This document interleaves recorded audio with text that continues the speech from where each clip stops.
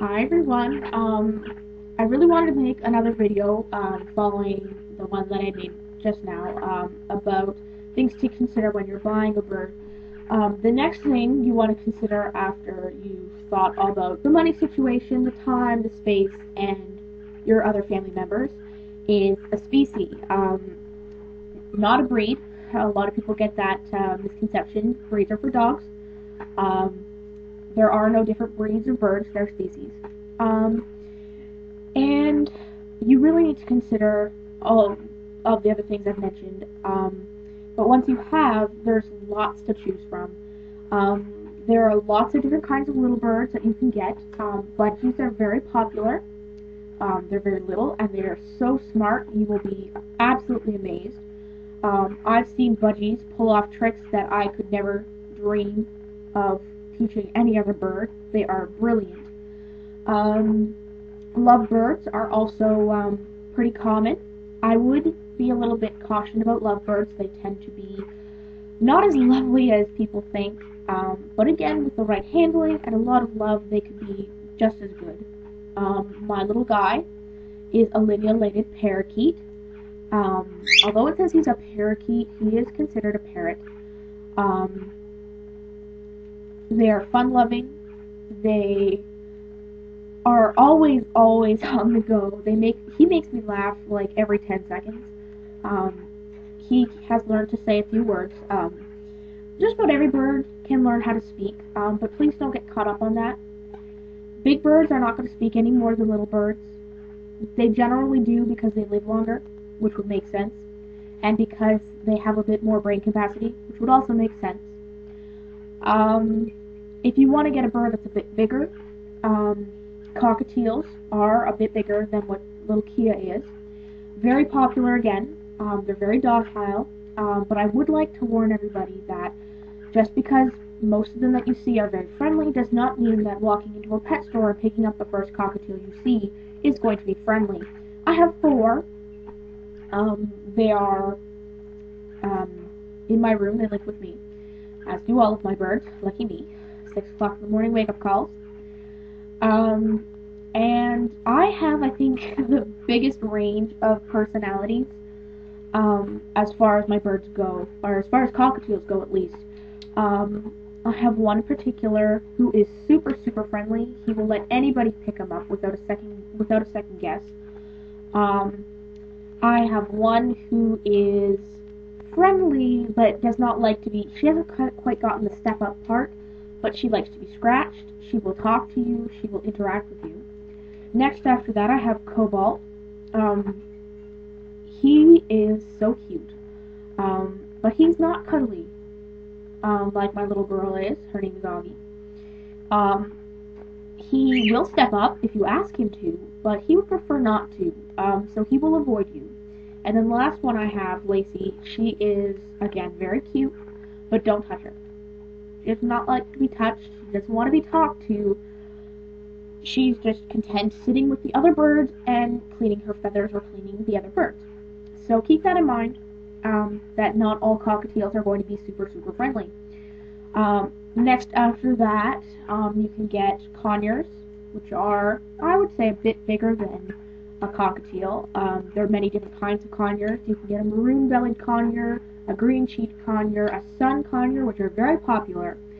But conures tend to be very loud. They are little birds, but holy cow, can they scream if they want to. So keep that in mind. Next after that, there's caiques, which are really cool birds. If you like things that are a little bit more exotic, you can go for a lorry or a lorikeet. They don't eat seeds, so they do require a little bit more time because they don't eat seeds. You have to prepare them fruits and vegetables, mostly fruits. You can get a parrot. Lots of different kinds of parrots. Amazon parrots. There's, of course, lots of different kinds of those. You can get a double yellow-headed parrot. You can get a blue-crowned parrot, a yellow-naped parrot, or Amazon parrot. There's lots. African greys. Of course, there's two different kinds of African greys. You can get a smaller African grey or a larger African grey.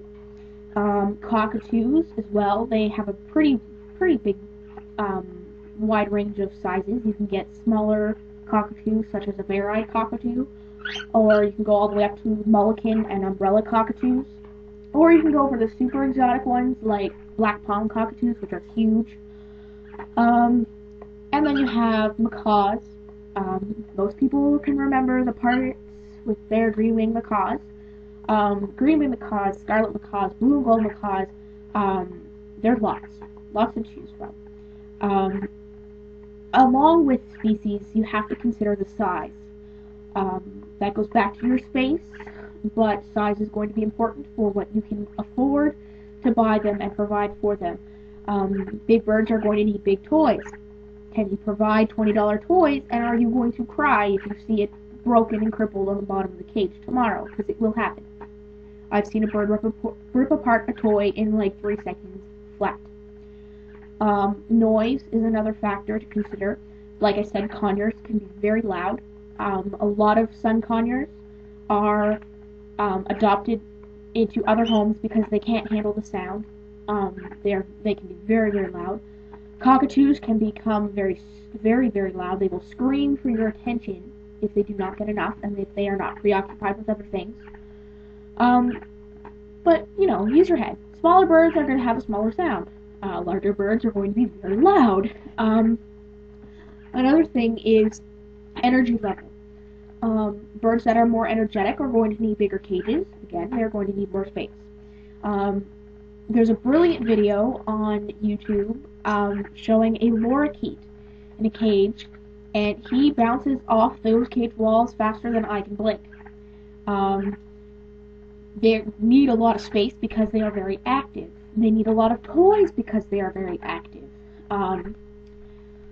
So keep that in mind as well. Energy levels are very important to keep in mind. So those are all the things that you should really be thinking about before you consider any specific species of bird. Things that you really shouldn't set your heart on is if they're going to talk or not. I've seen somebody sing their ABCs without a second thought, and I've seen others that won't say 2 words. Keep that in mind with bigger birds. Not every African gray is going to be super great, like Alex. God bless, poor guy. Not every macaw is going to be able to dance and sing and do tricks. Just like not every budgie is going to be able to do crazy slides and rings and whatever. Don't get hung up on those things. They make brilliant pets even though they aren't, you know, the talented YouTube birds. Another thing to keep not to keep your eye on is how friendly they will be if you buy them one. A lot of people seem to think that if you spend a whole bunch of time with your bird, it's going to warm up to you. It probably won't. I am the owner of an Eastern Rosella, rather. She's gorgeous. I love her to bits, but I will lose my fingers if I get too close. And I know that. And I know that any amount of love will not make her love me. She's getting better. She's getting used to me.